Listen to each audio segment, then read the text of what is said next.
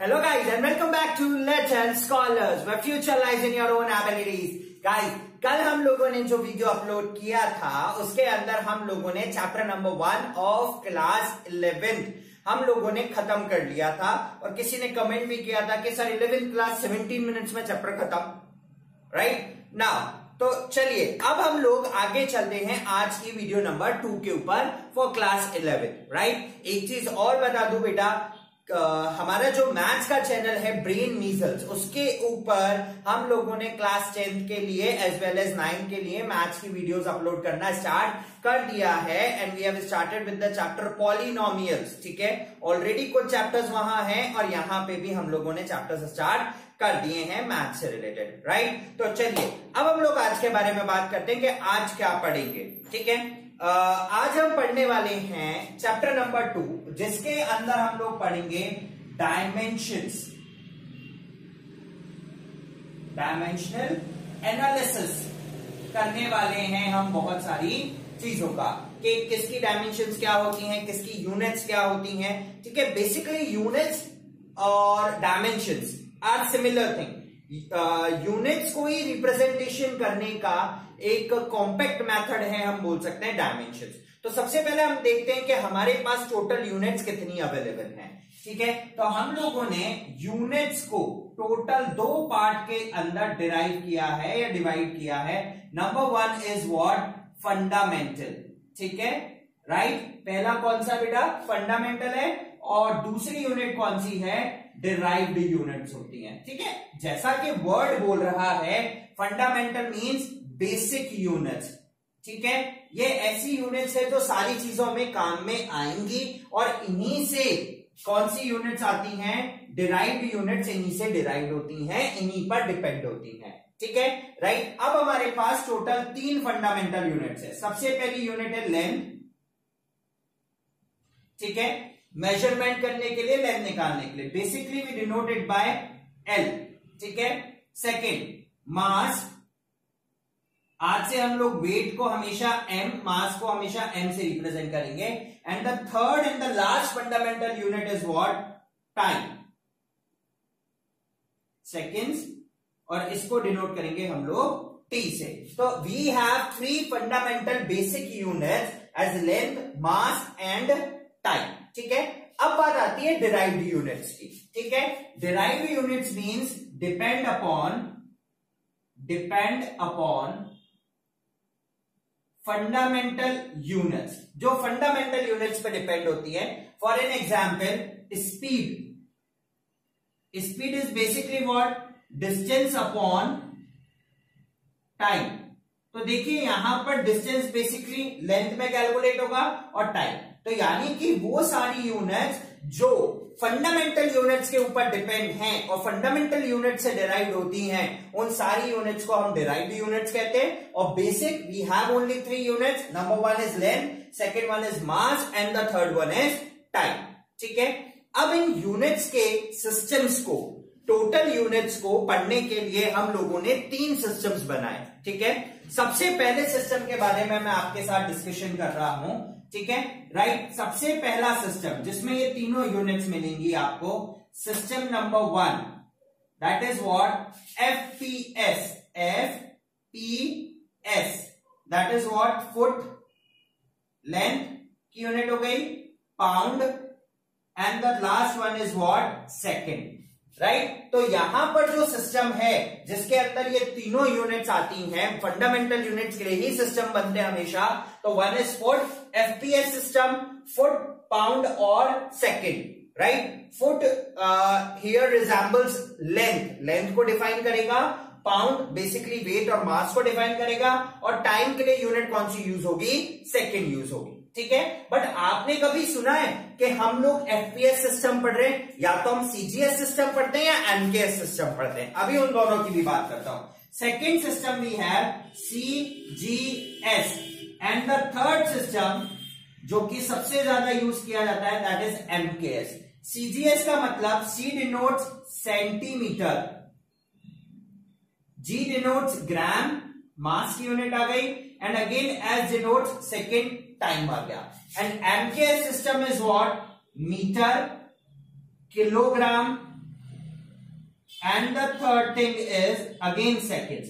तो देखिए तीनों में टाइम को सिर्फ सेकंड से ही डिनोट किया है, इसका मतलब टाइम की सबसे फंडामेंटल यूनिट क्या हो गई, सेकंड। ठीक है, अब बात आती है कि हम सिर्फ एमकेएस सिस्टम ही क्यों यूज करते हैं, why we are not using FPS system और सीजीएस सिस्टम।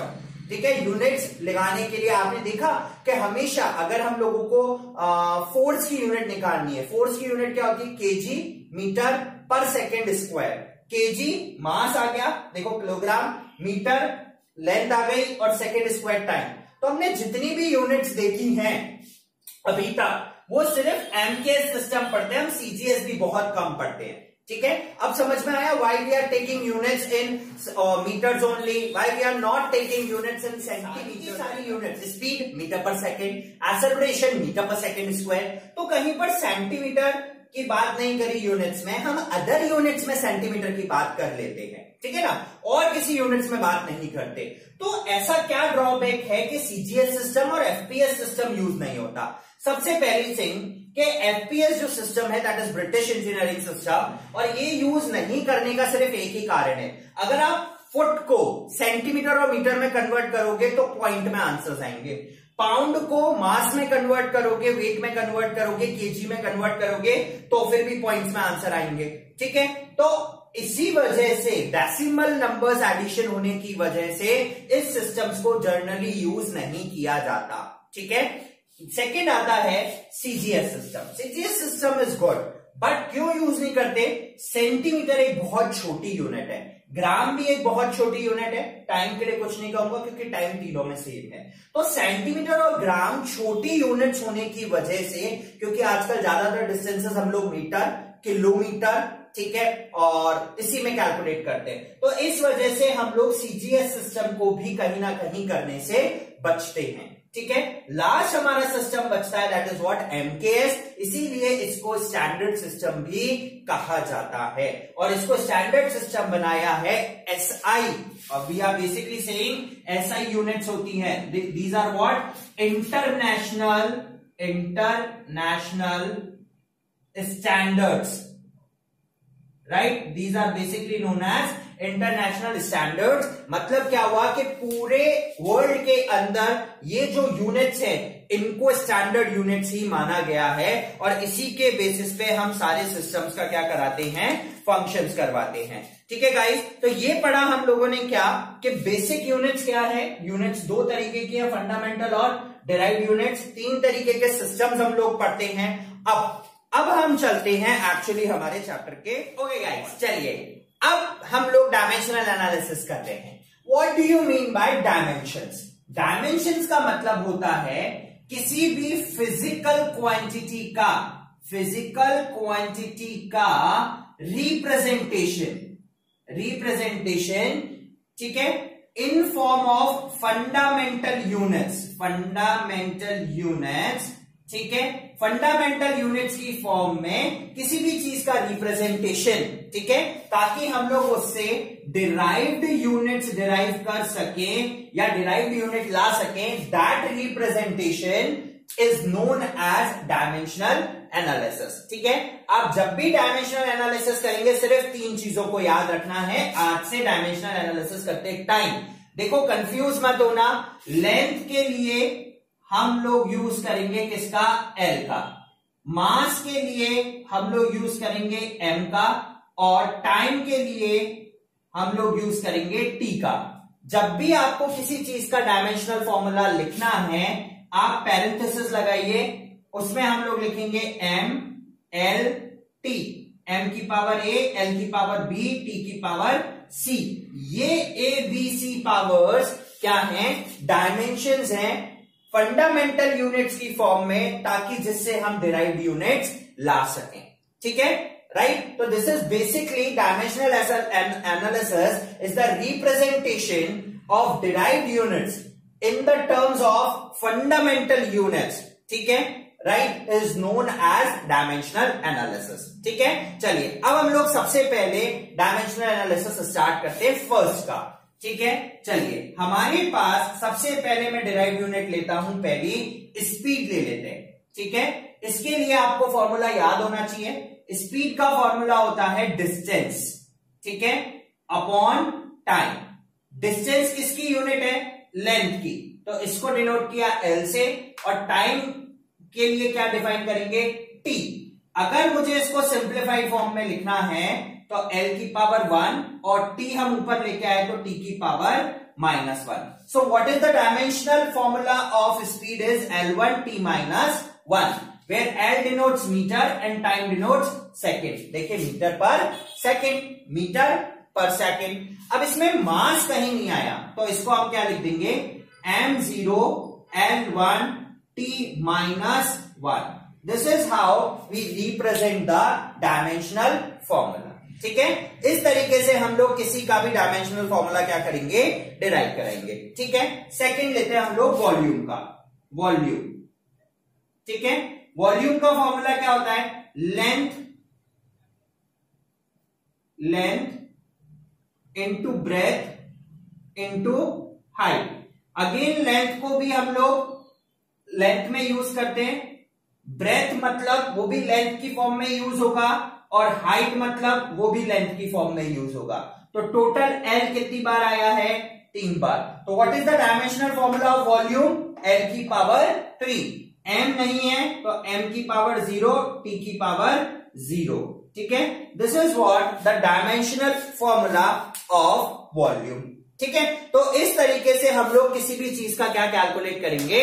डायमेंशनल फॉर्मूला हम लोग कैलकुलेट कर सकते हैं, ठीक है। चलिए अब हम लोग इसके बाद निकालते हैं एक्सेलरेशन का, ACCE, एक्सेलरेशन।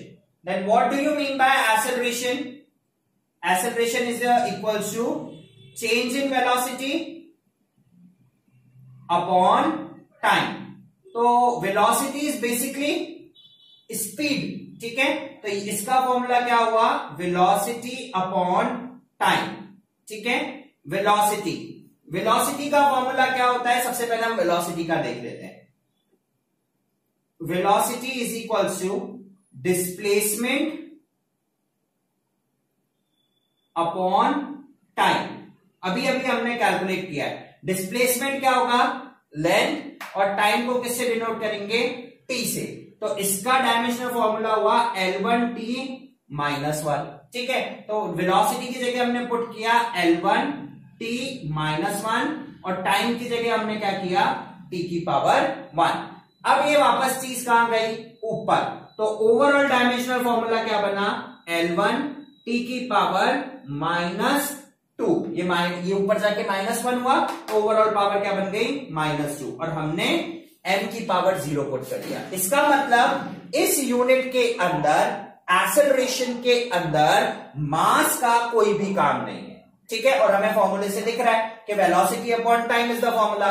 इसकी ऐसा यूनिट कैसे निकालोगे? लेंथ 1 बार है तो मीटर, टाइम कितनी बार है? 2 बार, मीटर पर सेकेंड स्क्वायर, ठीक है। तो इस तरीके से हम लोग डायमेंशनल फॉर्मूला और उसकी एसआई यूनिट भी कैलकुलेट कर सकते हैं इजीली, ठीक है, राइट। हम लोग थर्ड लेते हैं, ठीक है ना। देखिए आज की वीडियो के अंदर हम सिर्फ और सिर्फ फॉर्मूलाज बनाना ही सीख रहे हैं, ठीक है। Third one is force.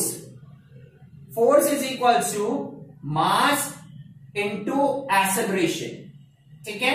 मास के लिए m, एक्सेलरेशन का अभी अभी हम लोगों ने डिराइव किया था L1 t की पावर -2। तो ओवरऑल फोर्स का फॉर्मूला क्या हो गया? m1 L1 t की power -2 which is equal to newton, ठीक है। और यूनिट क्या हुई? देखिए ऐसा यूनिट, मास के लिए केजी, लेंथ के लिए मीटर, टाइम के लिए सेकेंड, ठीक है। तो ऐसा यूनिट ऑफ फोर्स क्या होती है? केजी मीटर पर second square, which is also equals to Newton,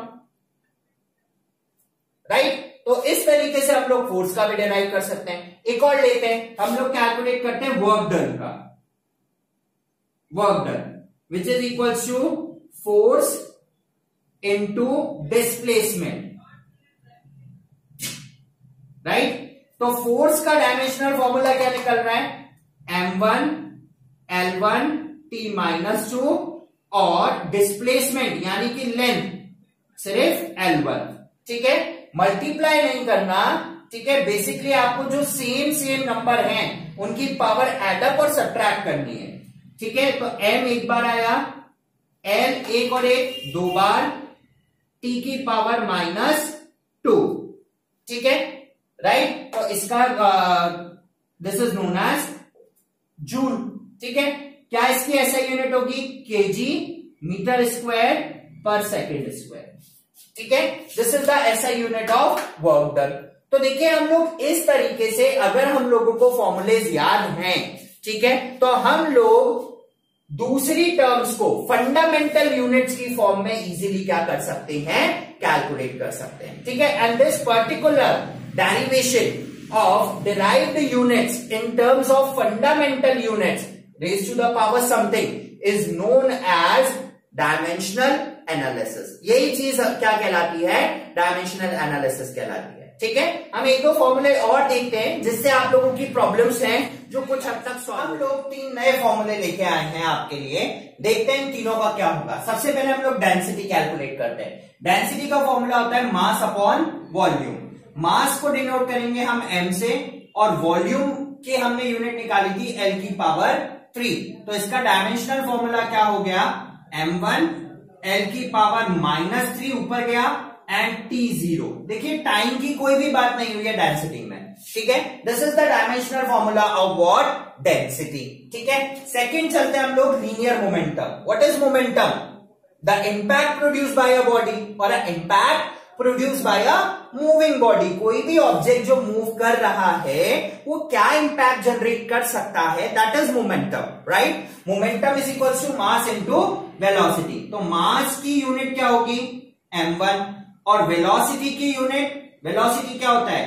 displacement upon time. Displacement की L1 और टाइम अपॉन टाइम में तो t की पावर -1। तो इसका डायमेंशनल फॉर्मूला निकला m1 L1 t की power -1।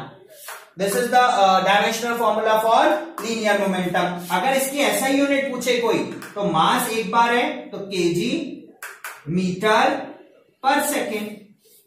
This is how we can calculate the SI unit also. अगर इसकी भी निकालने तो देखिए केजी पर मीटर क्यूब, यही होती है डेंसिटी का फॉर्मूला, ठीक है। तो कोई टेंशन नहीं है, कॉपी पेन सबने लिखे हुए सारी चीजें लिख लो, बहुत इजी है, बहुत सिंपल मैनर में खत्म हो जाएगा chapter. Second is what? Force. Force का फॉर्मूला होता है mass into acceleration upon area, means area का स्क्वायर, ए स्क्वायर, ठीक है, राइट। चलिए मास m1, acceleration is velocity upon time. तो एक्सेलरेशन का फॉर्मूला क्या निकाला था हम लोगों ने? L1 t-2 upon area. Area क्या होता है? Length into breadth. तो लेंथ भी डिस्टेंस की यूनिट है और ब्रेथ भी डिस्टेंस की यूनिट है, तो यानी कि L की पावर 2, ठीक है। अब ये L ऊपर जाएगा तो देखिए ओवरऑल पावर क्या बनी? m एक बार आया, ठीक है, L -1 और t -2। तो this is dimensional formula for pressure. तो क्या हो जाएगा? ऐसा यूनिट क्या हो जाएगी? केजी पर मीटर सेकेंड स्क्वायर, ठीक है, राइट। तो this is how we can calculate the dimensional formula for pressure as well, ठीक है। चलिए अब हम एक टफ लेते हैं, ठीक है। टफ कौन सा लेंगे हम लोग? यूनिवर्सल ग्रेविटेशनल कांस्टेंट, यानी कि कैपिटल जी, और उस कैपिटल जी को हम लोग उसकी यूनिट्स निकालने की कोशिश करते हैं, ठीक है। तो फॉर्मूला क्या होता है? F is equal to G m1 m2 by R square, ठीक है। सबसे पहले यहां से जी का फॉर्मूला निकालिए। जी ऐसा का ऐसा रहा, यहां मल्टीप्लाई हो गया F into R square upon m1 m2। यहां पर F डिनोट कर रहा है फोर्स को। फोर्स की यूनिट क्या है? m1 L1 t-2, ये फोर्स की यूनिट हुई, into R square. R means radius, radius means length, या R means distance, distance means length, length मतलब L से डिनोट करेंगे power 2 upon m1 mass, mass को किससे? m से, और m2 मास अगेन m से, ठीक है। क्या फॉर्मूला आया? m1 L एक बार और दो बार, 3 बार, t की पावर -2 अपॉन m की पावर 2, जब ये m ऊपर जाएगा तो माइनस का हो जाएगा, तो ये हो गया +1 -2 means -1 L3T - 2. This is what the dimensional formula for universal gravitational constant. ठीक है गाइस, तो देखिए हम लोगों ने आज की वीडियो के अंदर सिर्फ और सिर्फ ये सीखा है कि हम लोग डायमेंशनल फॉर्मूलाज किस तरीके से बना सकते हैं. ठीक है, तो आप भी बहुत सारी यूनिट्स लीजिए, ठीक है, और उन सबके डायमेंशनल फॉर्मूलाज बनाने की कोशिश कीजिए. कल जब हम आपसे एक और वीडियो के अंदर मुलाकात करेंगे, नेक्स्ट वीडियो के अंदर, वहां पर हम लोग पढ़ेंगे कि इन डायमेंशनल फॉर्मूलाज के एप्लीकेशंस क्या क्या हैं, किस तरीके से हम चेक करते हैं कि लेफ्ट हैंड साइड और राइट हैंड साइड इक्वल है, ठीक है, राइट, और किस तरीके से किसी भी चीज का फॉर्मूला क्या होता है, डिराइव्ड होता है. बिकॉज जब भी किसी चीज का फॉर्मूला डिराइव्ड होता है, डायमेंशंस हमेशा इक्वल होने चाहिए, सही होने चाहिए. तो कल की वीडियो के अंदर हम लोग dimensional left hand side verifications करेंगे और सेकंड चीज हम लोग किसी भी चीज का फॉर्मूला डिराइव करेंगे. ठीक है गाइस, सो आज की वीडियो के लिए इतना ही. कल फिर आपसे मुलाकात होगी. Till then guys, keep on watching Little Scholars and stay tuned with us. Like, subscribe और शेयर करना नहीं भूलिए. Thank you.